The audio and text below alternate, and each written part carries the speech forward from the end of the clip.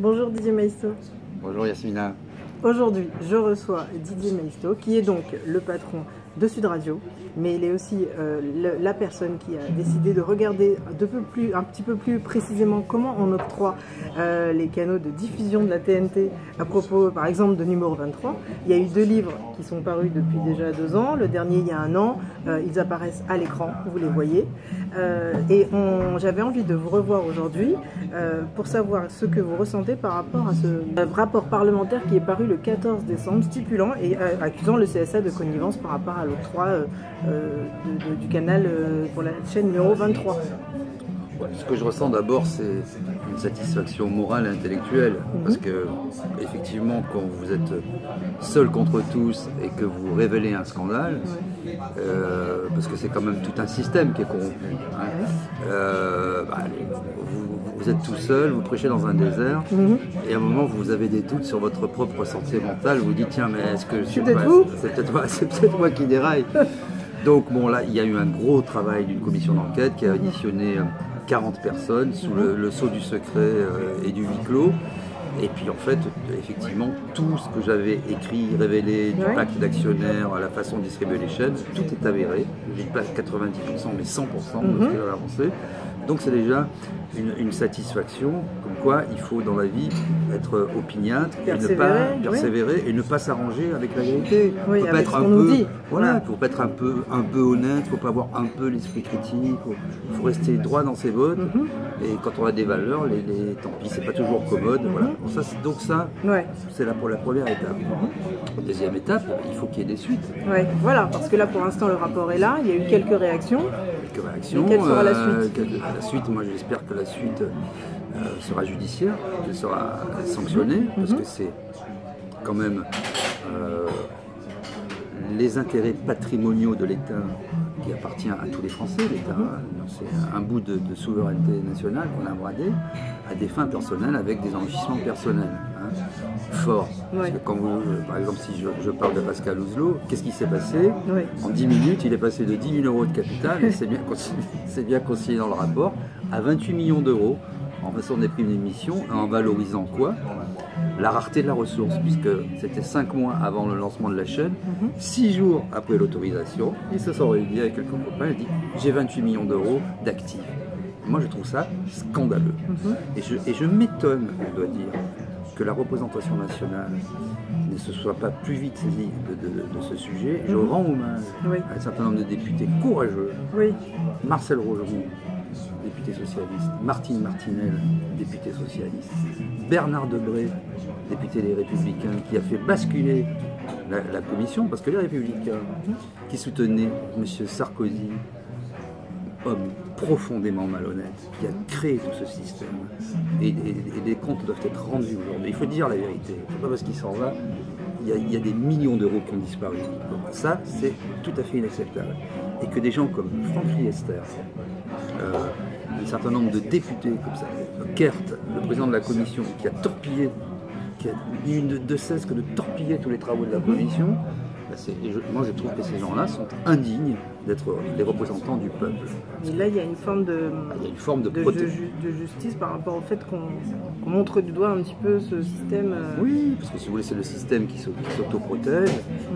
J'aime pas bien de dire le système. Oui, parce que ça englobe. Ça englobe, il faut jamais généraliser, parce que quand on généralise on devient stupide, idiot. Le système, ça veut rien dire. C'est un certain nombre de personnes qui ont des responsabilités et qui doivent les assumer. Tant qu'on le fond, le problème ça continue. S'il n'y avait jamais de sanctions, ça continue. Bien sûr, il n'y a aucune raison. Et là, c'est un peu inédit quand même. C'est inédit, c'est jamais arrivé d'abord qu'une chaîne soit abrogée, même si le Conseil d'État l'a rétablie dans des circonstances un peu particulières, on va dire. C'est inédit d'avoir une commission d'enquête avec un rapport aussi virulent.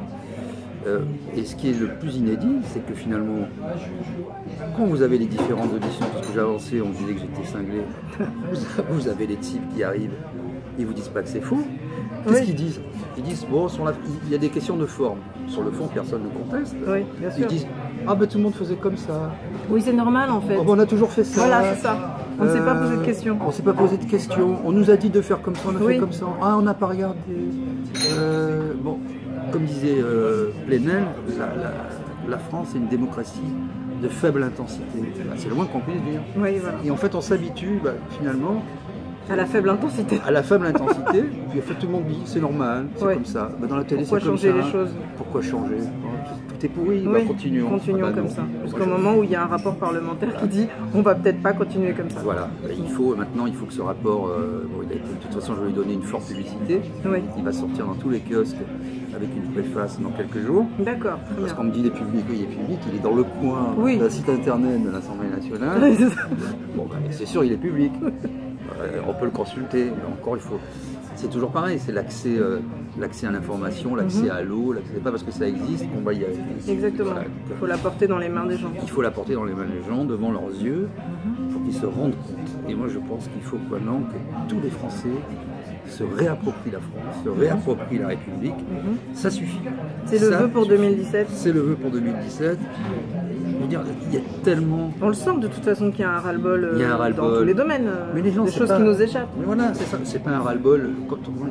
Je suis toujours sidéré quand on me dit que les gens sont en colère. Ils sont pas en colère, les gens. C'est pas de la colère, c'est du dégoût. Ouais, dépité un peu. C'est pire que ça.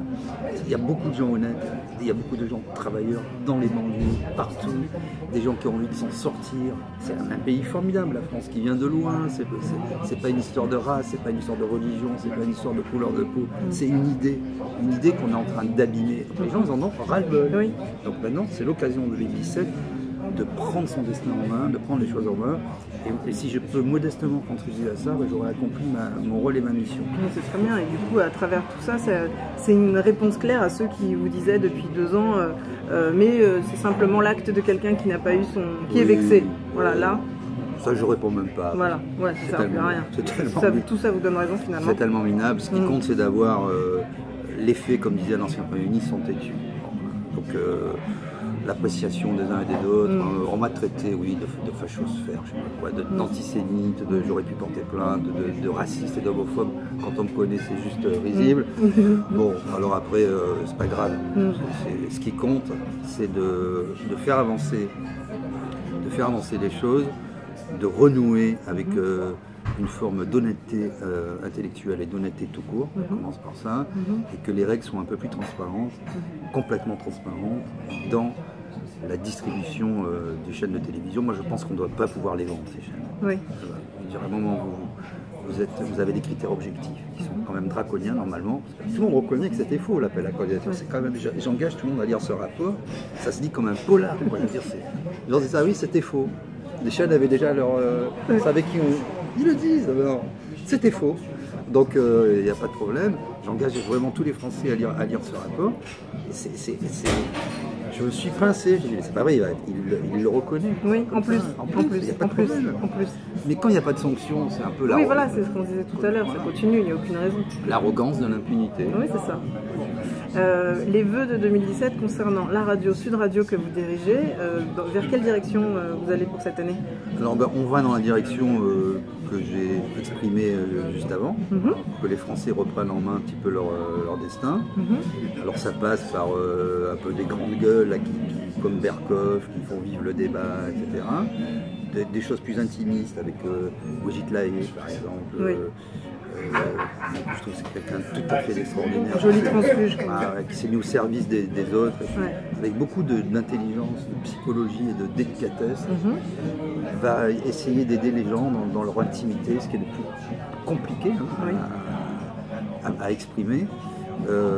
Donc voilà, on a fait des beaux recrutements avec Michael Darmon, Brigitte Lahaye, Jacques Pessis, Philippe Verdier, bon voilà, et on va Valérie Expert, André Berkoff, Denis Jambard, j'en oublie plein. Ah oui, d'accord. Donc là, c'est vraiment, on met un petit peu le paquet, un beau staff. Et l'idée, effectivement, c'est de faire vivre le débat.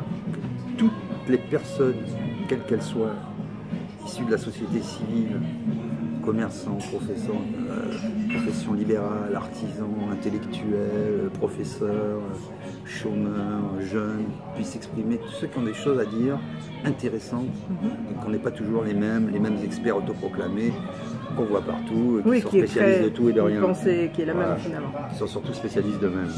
Oui. Donc moi je dis en 2017, non à BHL, ça suffit. Vous avez entendu le message. Donc voilà, j'étais en rendez-vous avec Didier Maisto, patron de Sud Radio, et je vous dis à très bientôt sur laruchemedia.com. Au revoir. Et bravo à La Ruche Média. Merci, merci, au revoir.